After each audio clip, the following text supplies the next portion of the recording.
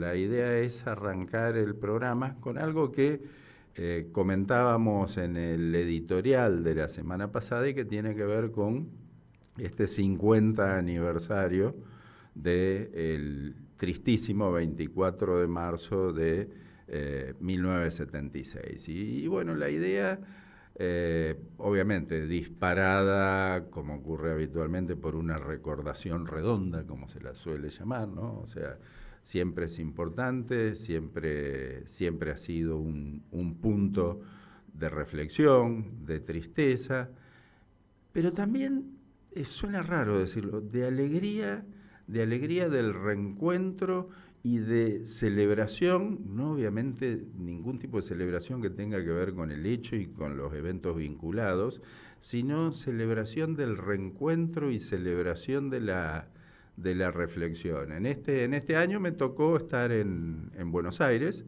así que estuve en la Plaza de Mayo, para la vigilia, o sea, el 23 por la noche, ya explotada la Plaza de Mayo. La vigilia la organizaba básicamente la Poderosa, la Garganta Poderosa, pero también estaba la agrupación Hijos, varios grupos musicales, y grupos musicales que tenían que ver con la reflexión y con la memoria, pero también con la alegría y con el baile. Y uno diría, pero ¿por qué está bailando la gente si se está recordando algo tan terrible, tan violento, tan oscuro, como fue lo que ocurrió a partir de ese 24 de marzo del año 1976? Y ver esos grupos de las madres, de las abuelas, de la agrupación Hijos, que ha ido tomando un poco las banderas, siempre con actividades creativas, para hacer una recordación, no sobre la crueldad, sino sobre lo que se luchó para destapar las verdades que para la gran mayoría del pueblo argentino, y esto tengo que decirlo, estaban absolutamente ocultas. No había en ese momento una gran conciencia, y no quiero que esto suene a excusa, porque uno dice, obviamente había gente que sabía, había gente que estaba al tanto de todo lo que pasaba, también, digámoslo, desde mucho tiempo antes. O sea, yo me acuerdo el caos que era la Facultad de Ingeniería Química. Yo tuve un fugaz paso por Ingeniería Química en el año 1974 y sí recuerdo el octógono y el caos y el tema de la AAA que ya reinaba en el país, y obviamente también en aquella época era el ERP, el Ejército Revolucionario del Pueblo, incipientemente Montoneros, pero Montoneros todavía por esa época era más una formación política que lo que terminó siendo realmente después, ¿no? Entonces, ya se veía que había muchísimos problemas en el país. En el año 75, cuando ingresamos a veterinaria, también había una gran revolución, y también, digámoslo, todos los medios, y por qué no decirlo, la parte cívica, todos coincidimos que fue un golpe cívico-militar, incluso partidos políticos reconocidos, de alguna manera, no digo que apoyaban, pero favorecían la idea de que esto no puede seguir así, que hay que llamar a un cambio, que de alguna manera se tiene que organizar, y la verdad que la Argentina venía ya con una riquísima historia de golpes de Estado, y hasta parecía natural que esto ocurra a través de un golpe de Estado. El tema es que, a ver, uno hace una recordación de lo que ocurría en aquella época y de cómo se sentía en esa época, y ni yo ni ninguna de las personas cercanas a mí pensaban siquiera remotamente que esto estaba ocurriendo o podría estar ocurriendo. Empezaron a aparecer luego sospechas y todo, y uno lo mira ahora a la distancia, incluso los chicos que no vivieron en esa época, dicen, no podés no haber sabido lo que estaba pasando. Después, cuando vimos en el Nunca Más y escuchamos esos relatos, de los cuales podemos haber sabido algo con anticipación también, no podíamos desconocer eso, no podés vivir adentro de un frasco. Bueno, yo vivía adentro de un frasco y en ese frasco vivía muchísima gente más. Y mis preocupaciones en esa época pasaban por, qué sé yo, tener cierta tranquilidad para estudiar, poder ir a vivir a Esperanza, porque me acuerdo que cuando empecé a estudiar en Esperanza fue en el año 1975, y mi viejo no quería que me vaya a vivir ahí porque la situación estaba muy complicada.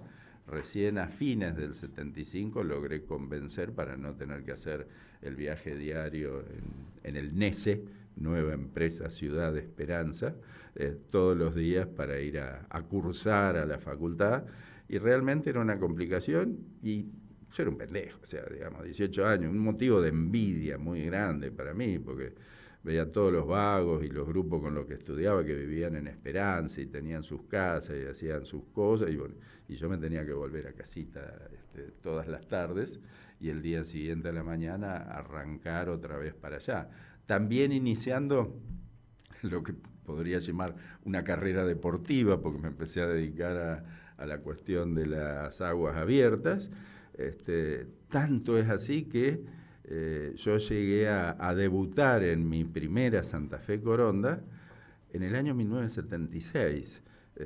No quiero alargar la historia, pero fue una una especie de decepción, en el sentido de que yo decidí que iba a empezar a participar en el año 1975. La Santa Fe Coronda del año 1975 fue la última que apoyó Onda Fe, o sea, LT9, con muchos medios. La fiesta de premiación se hizo en el Hotel Hostal, que era el hotel de Santa Fe en aquella época, con medios de Buenos Aires y todo. Y la del 76 no había un mango, se hizo debiéndole guita a todo el mundo, y se hizo, ni trofeo tuve, yo salí segundo en la categoría amateur, no tuve trofeo, y los profesionales ninguno cobró un peso. Me acuerdo Claudio Plit reclamando año tras año, ¿cuándo me van a pagar lo de la del 76? Bueno, la del 76 fue el 13 de marzo, fue 11 días antes del golpe de Estado, y la verdad que todos vivíamos en ese frasco. Yo tengo que reconocer que recién en la facultad escuchaba cosas, en el año 77, a raíz de la natación también, nadadores que venían de afuera, un poco Claudio, que estaba casado con Maru Villagómez y vivía en México, entonces traía cuestiones muy preocupantes sobre las cosas que pasaban acá, y que la verdad que nosotros no veíamos. Nos comimos el Mundial 78 con la campaña de los argentinos Somos Derechos y Humanos, y la verdad que no entendíamos esas campañas que venían de afuera de Amnesty International, que era la que llevaba la bandera en ese momento.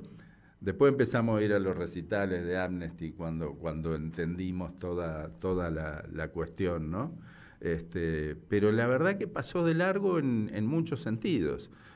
Sí aparecía, bueno, Raúl Villagómez, que era el hermano de Maru, de la mujer de Claudio, y contaba esas cosas. Los americanos que vinieron en el año 77 y 78, ni mu, no hablaban de eso, no hacían absolutamente ninguna referencia. Este era el Wonderful Country, así que venían a pasarla bien a este lugar.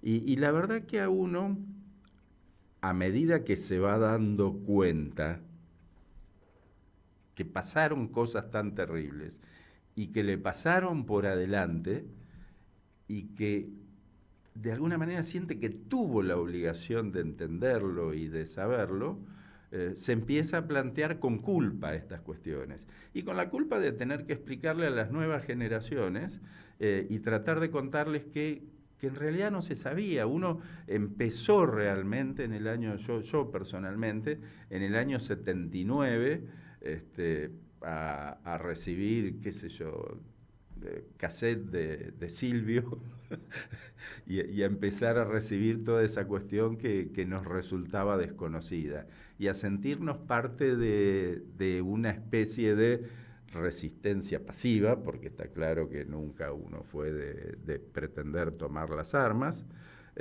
ni mucho menos, pero sí a hablar, ansiar que esto se termine. Después vino el tema de la guerra de las Malvinas, hicimos un editorial el año pasado también con respecto a esto, absolutamente triste, porque también de alguna manera uno terminó siendo parte de esto por inacción, por no pararse a gritar, pero el tema es que uno no puede pararse a gritar cuando no sabe qué gritar. Y me acordaba, no sé si lo han visto alguna vez, el test ese de atención que se hace, lo ponen en el video y les va a aparecer, hay 1000 hechos, ¿no?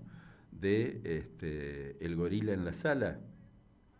Ponen una gente a bailar, por ejemplo, y tienen que hacer un paso de baile, y vos como público ves ese test, y te concentrás en la gente bailando. Hay otros que le hacen pasar una pelota y que tienen que contar la cantidad de pases que hacen. Entonces hay 6 personas pasándose una pelota en un ambiente determinado, y vos lo ves y ves cómo la gente se pasa la pelota. O ves cómo hicieron los pasos de baile. Y después que termina te dice, ¿y el gorila qué pasó? ¿Qué gorila? Dice, ¿no viste que hay un gorila que pasa en el medio de la gente y se pone una persona disfrazada de gorila? Lo de gorila es casualidad, sí, no, porque lo hicieron en Estados Unidos. Lo de gorila es una especie de trampa del destino, digamos, ¿no? Pero justamente es una persona disfrazada de gorila que pasa entre toda la gente, y a vos cuando te dicen lo del gorila lo mirás y te resulta no obvio, es el principal protagonista de la imagen, pero no lo viste. Te pasó el gorila, se paró delante de la cámara, hizo así, siguió corriendo, la gente siguió y vos te quedaste contando los pases que hacían entre las pelotas. No estoy poniendo esto como una excusa, pero es cierto que nuestro cerebro tiene algún tipo de mecanismo para habilitarnos a ver y a tomar conciencia de ciertas cosas, y otras las dejamos pasar o no las vemos, y es absolutamente subconsciente esta cuestión. Por eso me resultó tan reconfortante sé que ustedes estuvieron en la marcha aquí en Santa Fe, ya vamos a hablar de eso, a mí me tocó la de Buenos Aires, y ver esa gente recordando algo tan terrible, con esa especie de alegría de mancomunidad, digamos, ¿no? Porque obviamente veíamos a las madres, veíamos a sus herederos, el grupo de abuelas estaba ahí, la gente de la Garganta Poderosa, había gente mayor también, penoso, pero también formando parte de esa mancomunidad, o sea, gente muy grande con las fotos de quienes perdieron, ¿no? Y esa pendejada hermosa, que ni cerca de haber vivido eso, pero que lo compra, que lo absorbe, realmente fue una celebración, y me alegra no estar escuchando a los sanguangos en este momento hablando de fueron 100.000 nomás en la plaza. Yo no sé, no hubo esa competencia habitual. La policía dijo tanto, la organización esta dijo tanto.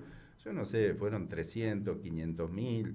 Si sumás todo, tal vez 1.000.000, porque iba rotando. Esto fue la vigilia y el mismo 24.